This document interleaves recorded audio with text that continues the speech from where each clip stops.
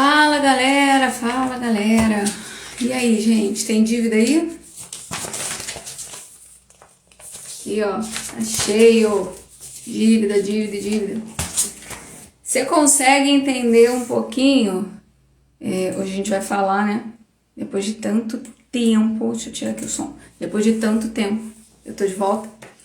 E aí hoje eu vim falar sobre uma enorme dívida. E eu não quero olhar as suas dívidas, aqui tá cheio de dívida. Mas a história que eu quero falar pra você hoje tá em 2 Reis, capítulo 4, versículo 1. Onde tem a história de uma viúva que eu queria compartilhar com você e fazer você refletir, cara. Uma terça-feira, a Grazi quer falar sobre dívida, quero falar sobre dívida, porque tem muita coisa que a gente consegue aprender com uma viúva. Pois é, a gente consegue aprender muita coisa com uma viúva. E a viúva de 2 Reis, capítulo 4, versículo 1, conta uma história. Eu vou ser bem breve nessa história, porque o que eu quero falar tá só num trechinho dela, mas eu preciso te contar essa história, porque eu não sei se você conhece essa história dessa viúva. Um belo dia, uma viúva que tem 2 filhos, batem na porta dela e um credor, um cara que vai lá cobrar uma dívida que o marido dela deixou. E ela não tem como pagar essa dívida e ele resolve querer levar os 2 filhos dela para pagar a dívida, como forma de pagamento dessa dívida. E, tipo, cara, tu tá na tua casa e alguém bate na porta, te mostra que seu marido falecido tem uma dívida gigantesca, uma enorme dívida, e ele quer levar seus filhos. Como forma de pagamento dessa dívida?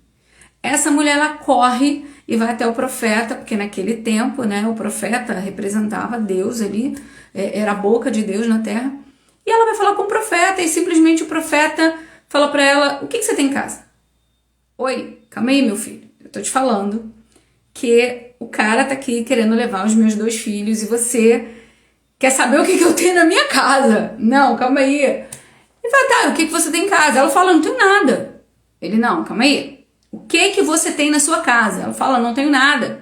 Calma aí. Ah, eu tenho um pouquinho de azeite. Pouquinho de azeite. E aí ele vira pra ela e fala assim: tá bom, então vai pros seus vizinhos, pede vasilhas. E ele fala: não pede pouca não, pede muitas vasilhas. E ela vai até os vizinhos, pega as vasilhas e ele fala: agora senta pra dentro de casa com os seus filhos e derrama o azeite que você tem dentro dessas vasilhas. E depois você volta aqui. E ela faz aquilo, funciona, e ela volta nele. Ele fala: agora vai, vende esse azeite, paga todas as suas dívidas e vive do resto você e seus filhos. Ok, eu acho que você já ouviu essa história. Você já conheceu essa história? Escreve aqui pra mim, você já ouviu falar dessa história? Creio eu que sim. Só que tem alguns detalhes no meio dessa história aí que eu queria te falar, sabe? O que é essa história? Isso era uma pergunta que eu tinha. Você já foi criado na igreja? Eu fui criada na igreja. E a gente ouviu muito falar, muita pregação sobre essa história, tipo, o que isso serve pra minha vida? Gente, eu tô em 2024, cheia de dívida.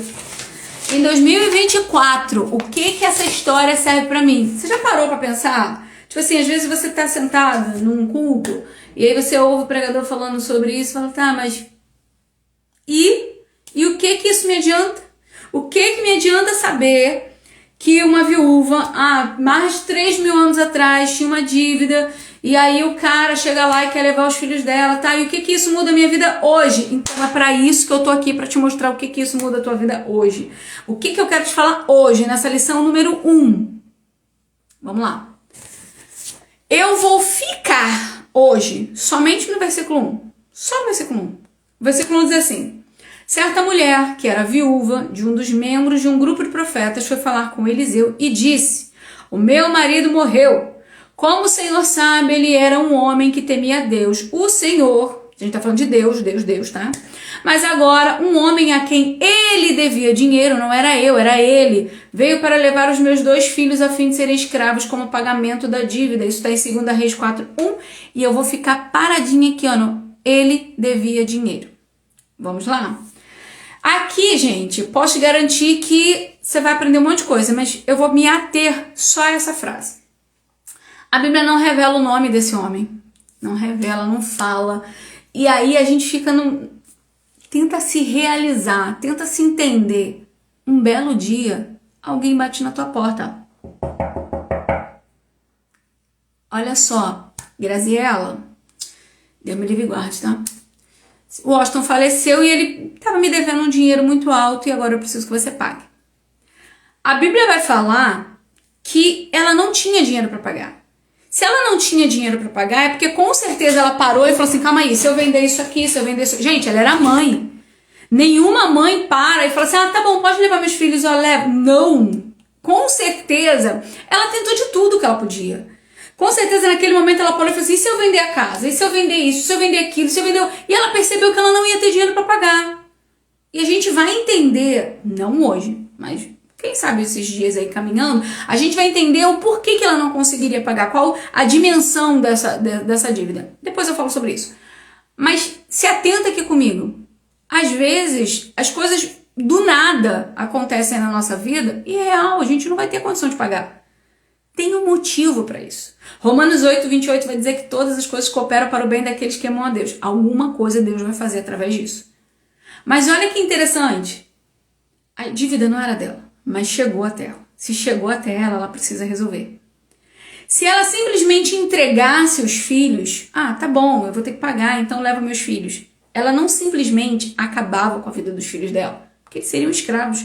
Alguém aqui tem dúvida de que essa dívida nunca seria paga? Porque, pensa comigo, os filhos dela eram pequenos. Pela lei da época, ela não podia trabalhar. A realidade é essa. Então, a solução para a vida dela era esperar os filhos crescerem, eles iriam trabalhar e sustentariam ela. Mas no momento que ela entrega os filhos para pagar a dívida do marido, eles seriam escravos. E quando é que essa dívida acabaria? A meu ver, nunca. Porque sempre é aquilo, olha, isso aqui eu vou descontar, vamos dizer que eles trabalhassem, né? Eu vou descontar isso aqui dos seus custos e agora você me deve tanto. Gente, essa dívida não ia acabar nunca. E eles nunca retornariam. Então, se ela simplesmente se entregasse a esse problema, ela acabaria com a vida dos filhos e a dela também. Porque, lembrando, ela não tinha como se sustentar, ela ficaria à mercê de doação. Você já parou para pensar sobre isso? Então, ela não se entrega, ela ouviu aquele problema e calma aí. Eu vou pedir socorro, eu vou pedir ajuda. Para quem que ela vai pedir ajuda? Para o profeta.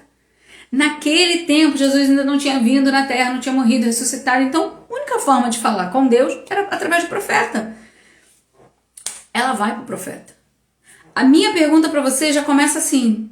Para quem você corre quando a coisa aperta para o teu lado? A quem você pede ajuda? A quem você recorre? Porque muitas vezes a gente vê gente entrando em desespero, batendo pino, batendo parafuso. Filho, vai procurar Jesus, vai procurar Deus, vai pedir ajuda. Ele falou que não queria nos deixar, ou seja, ele está do nosso lado. Então, por que a gente entra em certos parafusos? Por que a gente entra em pânico? Por que a gente... Você já parou para analisar? Eu não vou entrar muito nesse assunto, não, mas a neurociência, tem um neurologista que eu gosto de assistir muito as palestras dele, ele fala que a oração, mesmo que você não acredite em nada disso, a oração, ela faz um bem tão absurdo no nosso cérebro, que é algo fantástico. Orar, colocar para fora, conversar com Deus. Mesmo que você ache que ele não está te ouvindo, ele está te ouvindo. Você até pode não ouvi-lo todos os dias, mas ele te ouve todos os dias. E ele ouve tudo aquilo que você fala. Então, continua. Vamos lá. Aí, em meio a toda essa incerteza que ela está vivendo, a gente se depara com muitas coisas. Essa mulher, está num momento de perda. Já parou para pensar nisso? Às vezes a gente entra nesse momento de perda. Ela perdeu o marido, ela era viúva, então ela perdeu o marido. Ela não só perde o marido, como o marido sinaliza para ela muito outras coisas. Ela perde o esposo, ela perde a alegria de um casamento. Ai, Grazi, mas meu casamento não tem alegria. Isso é um problema seu, porque o seu casamento é uma porcaria. Vamos parar para analisar, porque muitas das vezes a gente reclama, mas foi a gente que escolheu. Ninguém colocou uma arma na tua cabeça e falou assim, casa com essa criatura. Não, você quis casar com esse Shrek aí que... Às vezes nem com o Shrek. O Shrek ainda tratava ela bem. Às vezes você casou com um burrinho mesmo, sei lá. Difícil. Difícil, porque geralmente quem fala mal de casamento é quem casou mal. Não vou entrar nesse assunto não, isso entra outro dia. Vamos lá, compra meu livro. Casar, afinal, com quem devo me casar? Que aí você não casa errado. Você já casou, compra também para aprender a se comportar bem no casamento. Vamos lá. Ela perdeu o esposo, perdeu a alegria de um casamento, perdeu o carinho do marido, sabe? Aquela coisa de você poder conversar, sentar. Ela perdeu tudo isso. Ela perdeu o cuidado, a segurança, a provisão, porque era o marido quem sustentava a casa dela. Amanhã eu te conto quem é o marido dela. E aí, ela estava no momento de perda. E agora o credor queria levar o que restava para ela, os filhos. Para e analisa para mim. Seus filhos são importantes? Óbvio. Tu tira os filhos de uma mulher, tu acabou com a vida dela. Eu sei que existe um povo aí meio estranho, que não gosta de filho, que não quer ter filho, que quer abortar, isso é um outro porém. Mas tem um povo muito grande ainda que ama os filhos. Mulheres que dão a vida pelos seus filhos. Eu creio que se você me segue, você é uma delas. Então, é muito mais sério do que se parece o que essa mulher está vivendo nesse momento. O desespero que ela está vivendo é algo assim absurdo. E pode ser que, dependendo da notícia que chegou até você, você está se sentindo como essa viúva, que já perdeu tudo, não tem mais nada para perder. E a única coisa que lhe restava, alguém está tentando arrancar. Mas nessa história, ela dá toda a direção do que a gente precisa fazer. Ela vai até o profeta. Ela vai até o profeta. Ela não aceita simplesmente perder, apesar desse desespero, do absurdo, de tudo aquilo que está acontecendo com ela simplesmente recorre à única coisa que poderia de fato dar uma solução para a vida dela. Ela vai até o profeta. Ela não simplesmente entrega a vida dela e a vida dos filhos, ela simplesmente não se entrega ao problema. Ela não abaixa a cabeça falando, calma aí, ainda tem uma solução. O ruim é que muitas das vezes a gente nós nos entregamos ao problema e depois a gente quer recorrer a Deus. Quando na verdade você não precisa perder os seus filhos, como na história, para depois ir recorrer a Deus. Você pode muito bem recorrer a Deus agora. A Bíblia não fala que o credor levou os filhos dela. A Bíblia fala que o credor anunciou. É nesse momento do anúncio que ela corre. É no momento que ela descobre o problema que ela corre. Tem uma outra passagem que me remeteu agora à memória, creio eu, o Espírito Santo, muito obrigada por isso, da mulher do fluxo de sangue. A Bíblia conta que ela, perdendo tudo o que ela tinha em busca de médicos, aí ela vai até Jesus. Mas ela não precisava ter perdido tudo. O tempo de perder depende de você. Você pode perder tudo, quebrar a cara, fechar, perder tudo que você tem. Aí depois fala, já que tudo não deu certo, eu vou até Jesus. Mas você não precisa perder tudo. Você pode ir até Jesus antes de perder tudo. Você pode buscar a solução antes. Mas a gente quer? Não, a gente quer quebrar a cara. Essa é a verdade. Deixa eu continuar aqui, senão a gente se perde. E aí, ela para e ela mostra pra gente a importância de ter calma naquele momento. Ela para, ela não entrega os filhos, mas ela vai até o profeta. E esse tempo de ir até o profeta, ela ganha tempo. Quando ela vai até o profeta, ela relata ao profeta aquilo, que aconteceu com ela. O profeta busca uma forma de ajudá-la, E ele pergunta, o que você tem em casa? Eu sei que essa pergunta fala oi, eu tô aqui falando pra você que eu tô quase perdendo meus filhos e você me fala o que eu tenho em casa. Eu vou te explicar sobre isso mais pra frente. A Bíblia não fala que nesse momento que ela recorreu ao profeta, ela não chorou. E eu creio que ela chorou. Porque, cara, nenhuma de nós, mulheres e mães, a gente se aguenta. Se você reprime as suas emoções, nem que você chore no banheiro, você chora. E chorar é bom. Por que é bom? Porque põe pra fora, alivia. O choro, ele é como um alívio da alma. Só que independente do que ela viveu ou não viveu, ela não parou de ir até o profeta. Ela não parou de caminhar. E aqui eu fecho essa lição falando pra você, olha, se você quiser chorar, chora. Chorar faz bem, sabia? Chora, pode chorar. Eu sei que o mundo tem pregado uma mulher forte, uma mulher... Chora. Foi Deus que fez as lágrimas. Chora. Só que não para de caminhar. Chora caminhando, chora andando, chora sorrindo. não interessa, chora, alivia tua alma, mas não para de caminhar. Ai, Graça, tá difícil, mas continua. Sabe por quê? Porque se você se entregar, você acaba com a tua vida e com a vida dos teus. Então não se entrega. Não para agora e fala assim, olha, tá muito difícil, eu vou desistir, Não. Você vai continuar. Mas como que eu vou continuar? Eu não sei. Apenas continue caminhando. Apenas não se entregue. Apenas persevera. Sabe por quê? A Bíblia fala, basta cada dia o seu mal. O mal de hoje acaba meia-noite. É meia-noite você ora para continuar o mal de amanhã. Mas vive só o dia de hoje. Não deixa essa ansiedade te corroer. Não deixa esses hormônios te atacar. Sabe por quê? Se ela pensasse rápido e falasse assim, ai, já que eu não tenho dinheiro para pagar essa dívida, eu vou entregar meus filhos. Oi? Você leu a história até o final? Cara, essa história vai dar uma reviravolta absurda. Essa história ensina a gente muita coisa hoje. Ensina a gente a ir pro caminho certo. Não se desespera, vai pro profeta.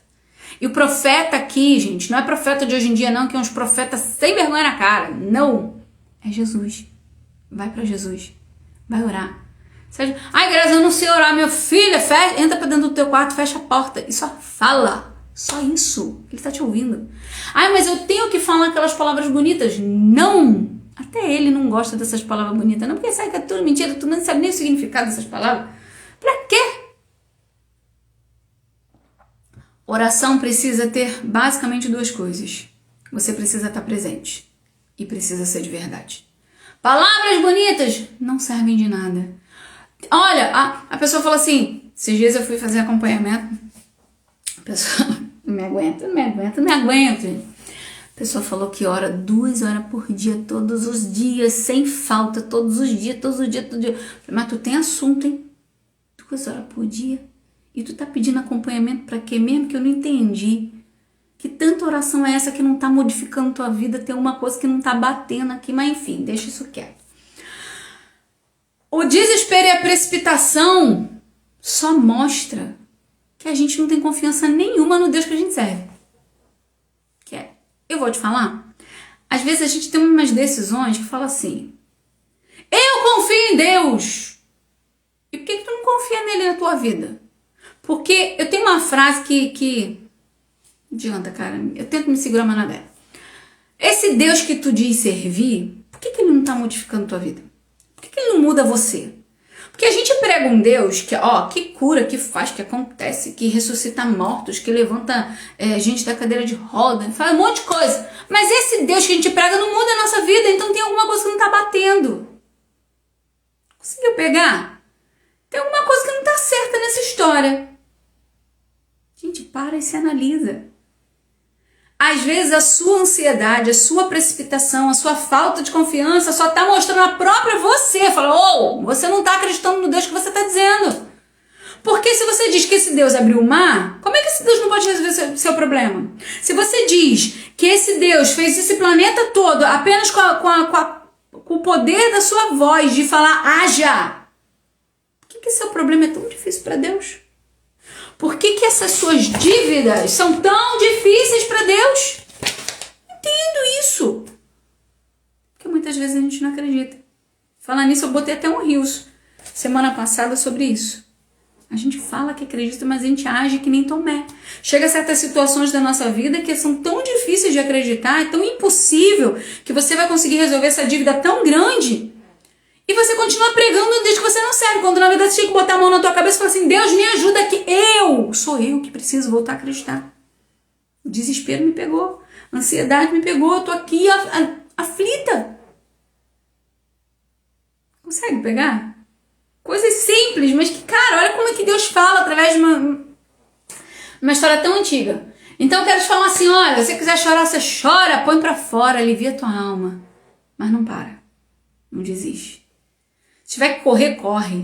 Seca as lágrimas e vambora, porque Deus ainda não decretou o final para essa história. 2 Reis, capítulo 4, você pode ler essa história, e ela não é muito longa, mas ela tem histórias, ela tem lições absurdas. E eu fico por aqui. Deixa eu te falar, essa lição é a lição 1 do livro A Viúva e o Azeite. Foi o primeiro livro que eu escrevi nessa questão de lições bíblicas, que a gente consegue retirar da palavra de Deus. Só tem 30? Não, tem muitas. O livro que eu escrevi só tem 30. Se você quiser saber mais sobre esse livro, depois você vai lá na bio e se delicia lá com os livros que eu já escrevi. Porém, todavia, contudo, vamos tentar amanhã às 8 estar aqui de novo para aprender mais um pouquinho? Eu não vou sair dessa história. Tem muita coisa que vai acontecer aqui, reviravoltas absurdas e todas ligadas a 2024. O mais absurdo é esse. Todas elas são ligadas aos dias de hoje, aos dias atuais. Se você gostou, escreve uma mensagem, compartilha. E se essa lição falou com você de alguma forma, me deixa saber, tá bom? Que Deus te abençoe. A paz, um bom dia. Que seu dia seja pleno e abençoado. Se tiver que chorar, chora, mas caminha, não pare. Que Deus te abençoe. Paz.